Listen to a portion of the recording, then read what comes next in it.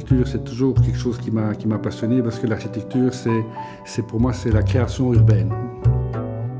Et l'architecture, pour moi, est une énorme source d'inspiration, que ce soit architecture extérieure que l'architecture intérieure.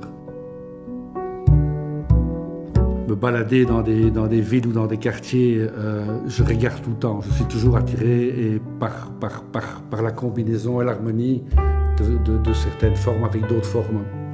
Donc pour moi, l'architecture a toujours été une très grande source d'inspiration. Depuis mes 16 ans, j'ai fait des études artistiques. Et puis j'ai fait mes études supérieures à Saint-Luc à Bruxelles, mais dans le département publicité. La publicité, ça touche à beaucoup de choses, c'est la communication, mais c'est aussi créer ou inventer une image ou inventer un objet. Et donc ça m'a toujours fasciné, et depuis mon plus tendre enfance, j'ai toujours aimé ramasser des déchets ou des choses qui n'étaient plus utilisées pour les recycler dans mes œuvres d'art. L'harmonie, parfois entre une structure carrée ou une forme ronde, parfois ça s'harmonise très bien ensemble aussi. On m'a demandé de créer un canapé intemporel. Alors, intemporel veut dire beaucoup de choses et rien du tout.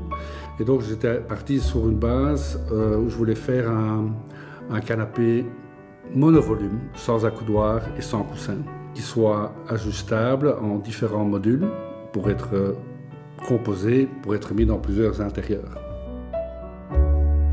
Cette année, il va sortir donc, dans cette nouvelle version qui s'appelle le tissu graphite. Ce tissu tissé, fabriqué en Italie, est de très grande qualité.